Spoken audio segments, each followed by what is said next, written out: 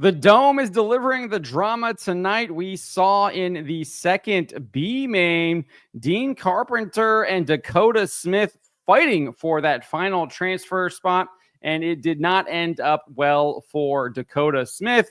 And he decided to try and take it out on Dean Carpenter, and it didn't go well for Dakota Smith with that either.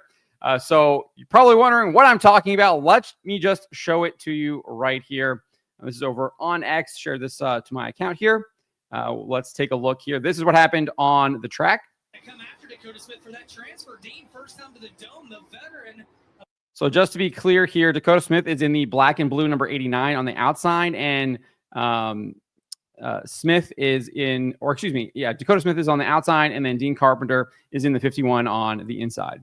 The Memphis area tracks, and he's side by side with Dakota Smith for third. They'll race back to 3 to go. A couple of black and blue cars beating and banging on each other. Neither one of them might finish the race. They're going, hang on to it, boys. Oh, this one could go bad.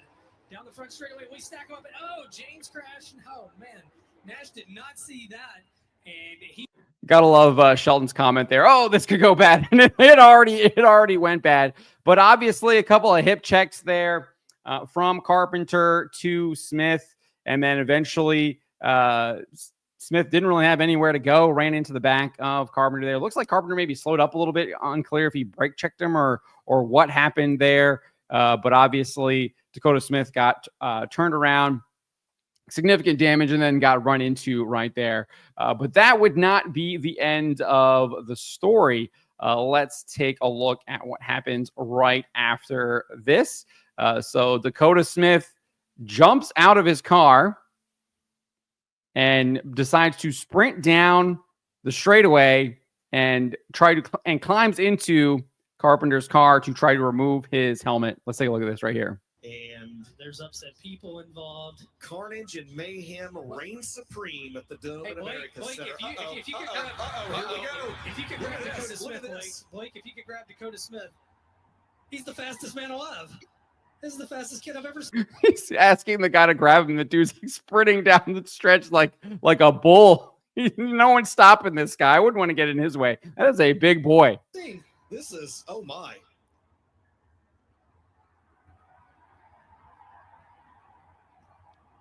He's ripping the helmet off, trying. I mean, no need to get anyone over there. Hey, Blake, could you get an interview? Give me 1 second.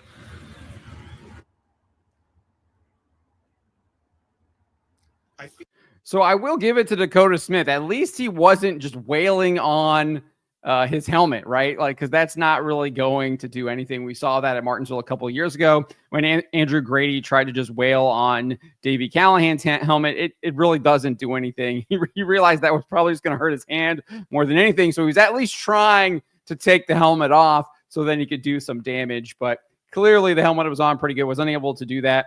And security finally stepped in after he had a little fun there. Let's listen to what he had to say about what happened here. It's a little short, but let's just take a listen right here real quick. We gotta just go over to this one right here. So this is what Dakota Smith had to say about Dean Carpenter. You just got idiots driving in over their head, just being stupid. Wasn't no sense in it. A tough break for Dakota Smith there, guys. So obviously, I disagree with that. Obviously, there's a lot of sense in it. They're racing for a final transfer spot into the A main feature, and they're beating and banging. So I definitely feel like he's trying to get that transfer spot, and they're racing for that third position, which is the final transfer spot. So I think there's some sense into that there. As far as what happened, I think you can definitely maybe put the fault there on Carpenter. It did look like he was trying to hip check Smith a bunch through both of those corners there. And then it looked like he kind of checked up or brake checked. It's hard to tell. It looked like his car kind of slowed down significantly and he moved up the track a little bit, but he had gotten in front of Dakota there and maybe he did it intentionally. And Dakota just maybe just ran right into him, didn't really have anywhere to go, unable to slow down, and then clearly got sideways and then was just kind of run over, and you saw that pile up there.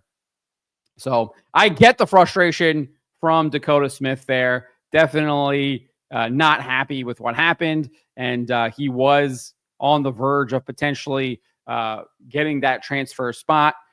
He was kind of looked like he was going to be the beneficiary of Gavin Cowan basically having to exit the race early. He was running, I think, in second at the time, and that allowed actually Smith to move into that transfer spot. But obviously, Dean Carpenter did a really good job on the restart, was able to kind of work his way underneath Dakota there and had gotten in front of him.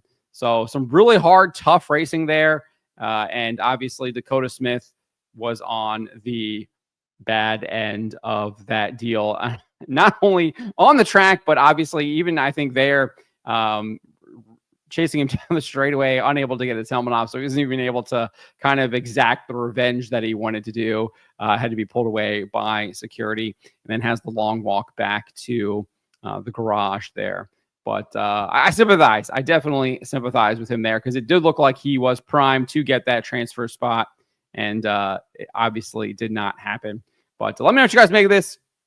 Let me know in the comments below. Who do you think was at fault on the track? What do you make of what Dakota Smith did afterwards? Let me know in the comments below.